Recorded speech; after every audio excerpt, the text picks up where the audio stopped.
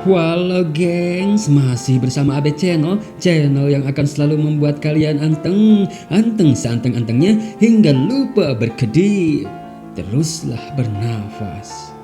BTW masih di film serial yang berjudul From 2022. Kali ini kita akan sikat 3 episode langsung, yaitu episode 5-7. Seperti apa tuh cenah kisahnya? Sebelum nonton yang ini, AB Channel saranin untuk nonton 4 episode sebelumnya terlebih dahulu yang sudah disediakan di deskripsi, atau langsung saja ke playlist biar lebih gacor lagi nontonnya.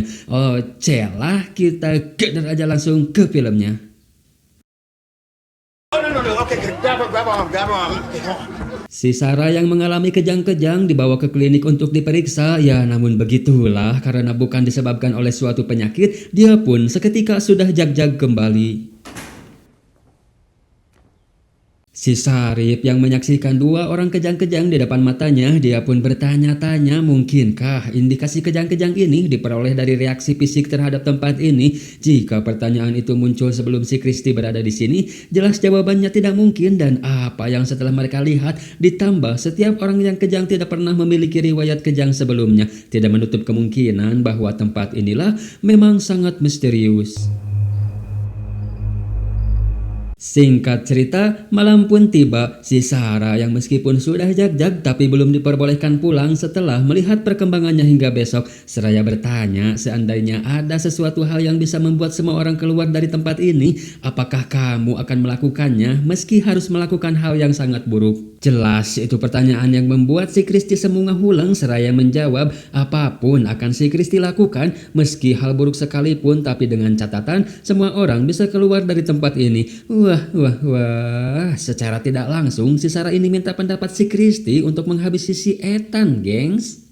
Keesokan harinya si Sarah sudah diperbolehkan pulang, tapi bukan resto yang dia tuju. Benar-benar nekat si Sarah ini. Di sisi lain, si Nathan datang untuk menemui si pastor, tapi si pastor sepertinya sedang tidak berada di sana. Kembali ke si Sarah yang sudah bertemu dengan keluarga si Jim, seraya akan ngajak si Ethan untuk pergi ke kebun binatang mini, peternakan yang dikelola si Nathan ya gengs. Kalau itu pasti akan membuat si Ethan senang, tapi untungnya si Tabitha ikut, setidaknya bisa si Tabitha lindungi. Si Nathan akhirnya menemukan si pastor seraya bertanya tentang aturan pengakuan dosa. Apakah dosa yang sudah diakui akan tetap menjadi rahasia kita? Anything you tell me stays between us and God.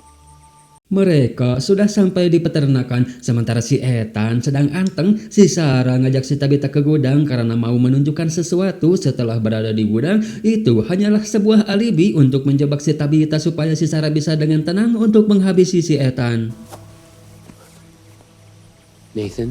Betapa kaget terheran-herannya si pastor setelah mendengar cerita si Ethan seraya akan pergi ke kota karena keselamatan orang-orang di kota sedang terancam. Mereka akan menjemput si Sarah di resto, namun si pemilik bar yang sedang mukbang memberitahu si Nathan kalau dia melihat si Sarah dengan keluarga si Jim pergi menuju ke peternakan.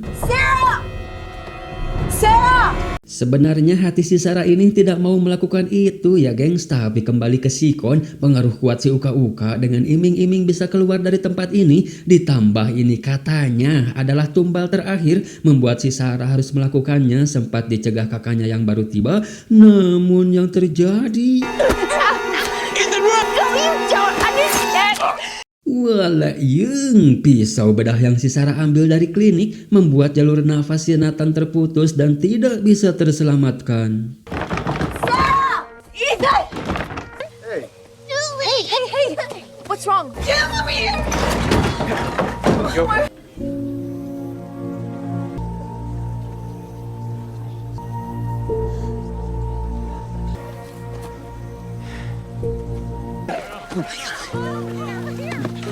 Si Jim mempertanyakan insiden ini pada si Sarip selaku aparatur kota. Si pastor yang menjawab kalau dia tidak berhasil menangkap si Sarah yang lari ke dalam hutan, seraya menenangkan si Jim kalau si Sarip akan mengurusnya jika dia kembali, dan jika tidak, itu berarti sudah ada yang mengurus. Saat sedang menguburkan si Nathan, si Sarip membahas Aljimah yang bekerja di mobil. Si Sarip merasa itu seperti isyarat kalau Aljimah juga bisa melindunginya ketika berada di dalam hutan dan sudah memutuskan akan pergi ke hutan lebih jauh lagi dengan harapan bisa menemukan jalan keluar. Tapi itu dapat penolakan dari si Kenny karena dia merasa itu tidak ada gunanya kecuali si Sarip mau cepat-cepat meninggoy. And I'm gonna see. Hey. Di sisi lain, si Jade yang entah dari mana dia mendapatkan radio itu. Jadi si Jade ini merupakan seorang ilmuwan ya gengs. Sin berpindah ke si Jim yang sedang membongkar kabel, menemukan suatu kejanggalan karena kabel-kabel di sini yang tidak memiliki kawat. Secara logika, lampu-lampu yang berada di sini seharusnya tidak bisa menyala.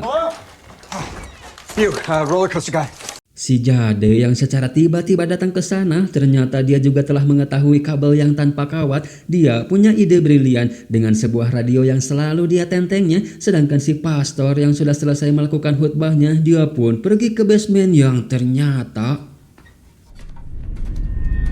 Walah, si pastor sudah membohongi semua orang, tapi itu dia lakukan untuk melindungi si Sarah supaya tidak berakhir di dalam kota karena si pastor merasa ada sesuatu yang harus digali dari si Sarah. Seraya minta si Sarah supaya menceritakan suara-suara aneh yang dia dengar. Kalau mereka sebenarnya sama seperti kita, sama-sama terjebak di tempat terkutuk ini dan sudah lama menunggu seseorang yang bisa mendengar mereka supaya bisa membantu mereka untuk melarikan diri dari sini. Sebagai imbalannya, mereka juga akan membantu kita supaya bisa keluar dari sini. Tapi kalau benar begitu, seharusnya si para uka-uka tidak meneror mereka dong. Dan satu-satunya alasan kenapa si Sarah percaya itu karena mereka selalu memberitahu apa yang belum orang ketahui. Seperti saat diberitahu akan kedatangan dua mobil, yaitu keluarga si Jim dan si Jade. Si pastor yakin kalau si Sarah terhubung dengan tempat ini. Sebelum menceritakannya ke si Sarip, kita harus punya bukti yang menunjukkan kalau si Sarah ini spesial. 3 berarti telurnya si Sarah ini. What is it? What? Bukti tersebut langsung ditunjukkan si Uka-Uka pada si pastor dengan sebuah gambar dan mengatakan kalau mereka memperhatikan si pastor ketika tiba pada saat si pastor mengubur tasnya. This is it. This one right here. Sementara si Jade dan si Jim pergi ke bukit ke suatu pohon yang setelah diriset merupakan lokasi yang paling tinggi untuk meletakkan antena setinggi mungkin supaya bisa mendapat sinyal radio karena sinyal radio bekerja secara aneh. Alright, pass me up the cable. Tapi ketika si Jim sedang manjat, si Jade kembali berhalusinasi dengan banyak mayat yang tergantung di sana dan melihat simbol itu lagi serta orang yang mirip si Sarip terus menembakinya.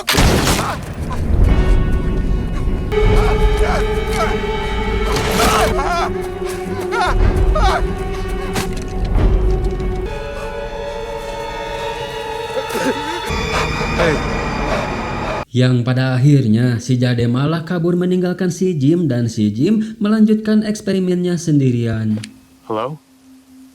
Is anybody out there?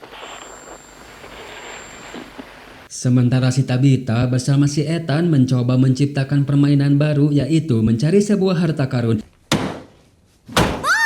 Si Jade yang kabur dari si Jim pergi ke resto melukis simbol yang selalu muncul dalam halusinasinya, yang ternyata simbol tersebut juga ada di gudang milik orang tuanya si Kenny. Oh, wait, hold on.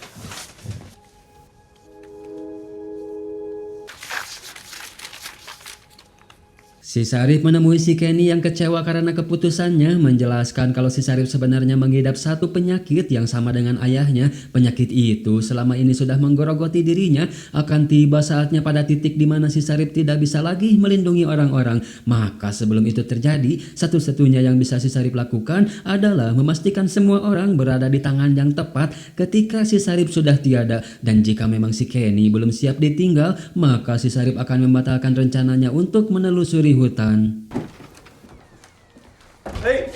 Sepulang dari eksperimen, si Jim menemukan rumah sedikit berantakan yang ketika dilihat ternyata si Tabitha sedang menggali, mencari tahu kemana kabel-kabel tanpa aliran listrik dan kawat ini berakhir karena semua kabel menuju ke bawah. Dan itu sangat aneh sekali, bahkan yang lebih impossible lagi, si Tabitha menemukan gelang rakitannya di sini yang kala itu hilang pas lahirnya si Julie. Apakah mereka memang sudah ditargetkan sejauh itu, gengs? Atau si Uka-Uka mengetahui sampai hal terkecil dalam hidup setiap orang yang terjebak?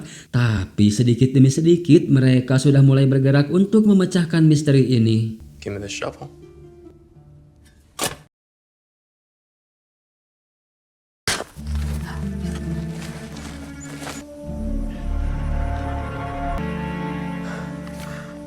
Si pastor langsung menemui si Sarip bermaksud akan menceritakan semuanya, yang kebetulan ada satu hal juga yang akan si Sarip bicarakan ke si pastor. Guess we're having a sleepover then. Sementara di rumah koloni, mereka sedang mempersiapkan sebuah pesta untuk memperingati hari anniversary kedatangan si Fatima ke sini.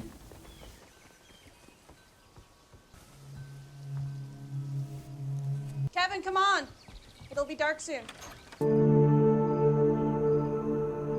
Singkat cerita, malam pun belum keeng, si Sarip menceritakan tentang akan kepergiannya untuk menelusuri hutan, sedangkan si pastor diawali dengan memberikan tas yang telah dia kubur, dilanjutkan dengan menceritakan si Sarah yang dia sekap di basement. It may seem.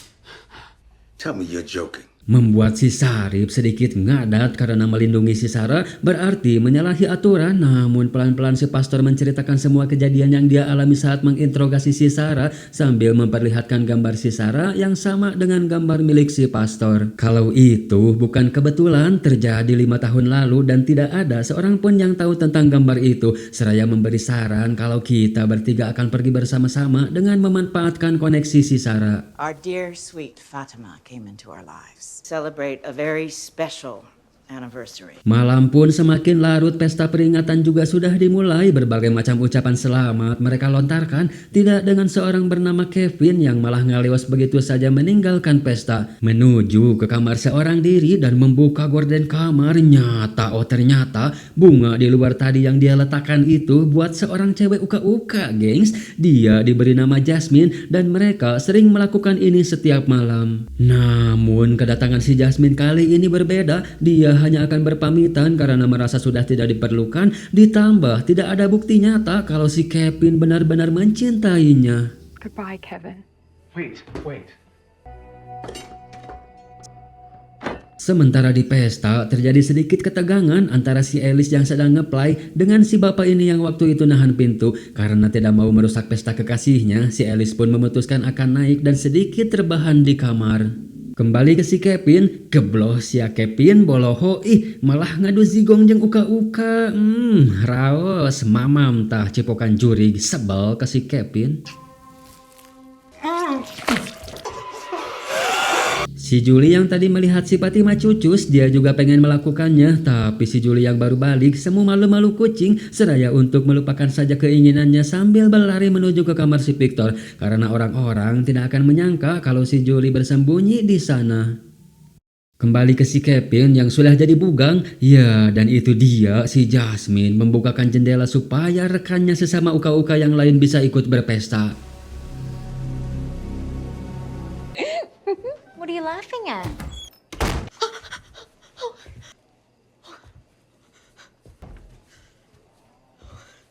Hi, Trudy.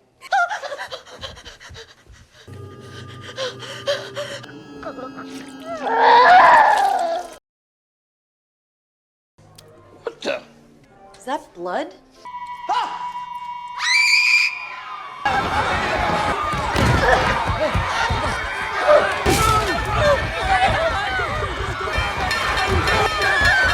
Ellis, have you seen Ellis?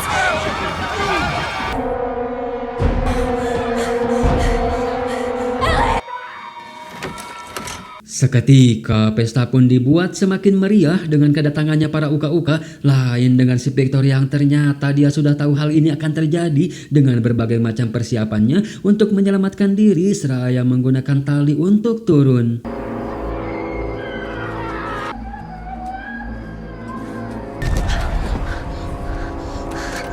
Si Donna membawa orang-orang menggunakan mobil untuk pergi ke kota minta bantuan, sedangkan si Fatima akan mencari si Alice terlebih dahulu.